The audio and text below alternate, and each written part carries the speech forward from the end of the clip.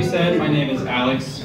My secret power is dressing and looking like I was 2 seconds too old and 2 feet too tall to be cast as one of the main characters of Stranger Things.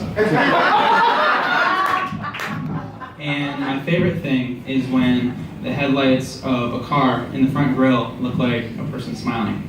But not when a person smiling looks like the headlights in the front grille of a car. One of those things is wholesome, the other is Disney Pixar's Cars. Her name was Mercedes, which made that relationship very difficult. How do you tell a girl that she looks like a car? Does that mean you want to get inside and take me for a ride? No, but I do think it means if we ever do have sex, it'll end up being a threesome with Flo the Progressive Girl.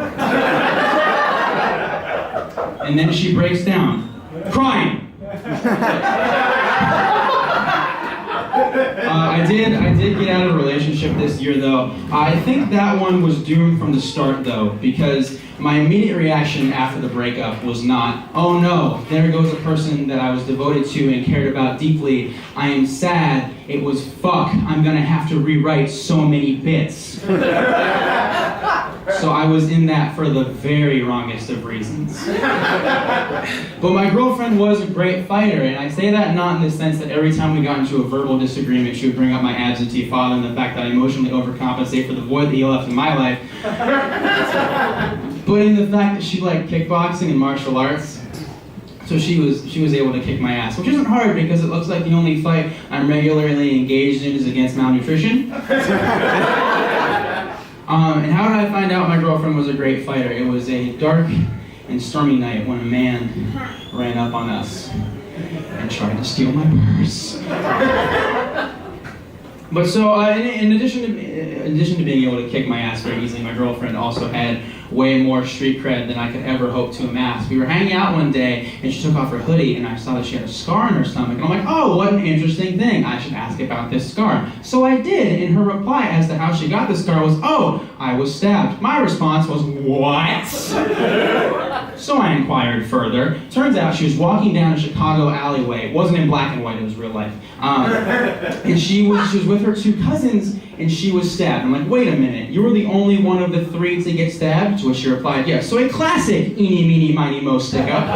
By the book. And so I inquired further, how old were you when you were stabbed? She's like 10 to 13. That's such a big gap in time! That is 1,000 fucking days! Also, who stabs a 10 to 13-year-old? The only thing that comes out when you stab them is like imagination and overly ambitious career aspirations. That is stabbing for stabbing's sake. It was then that I realized I put myself in that situation as if I was the one getting stabbed, and I realized my girlfriend and I are just 2 very different people, because the way I would have reacted, I would have milked that shit forever. From that point forward, from the moment of my stabbing, my life would be split into 2 halves, BS and AS. It's like BCAD, but less about Jesus and more about me. I would proudly rock the Stab Survivor Awareness Ribbon, which is just one continuous piece of fabric, because in order to fashion a ribbon, you have to cut it first. I'll get a license plate that says Stab Survivor on it, but Stab has a 4 and it reads as Stab Survivor, and everyone's like, what the fuck's that mean? And I would use it in a lot of real-world situations to leverage attention for myself.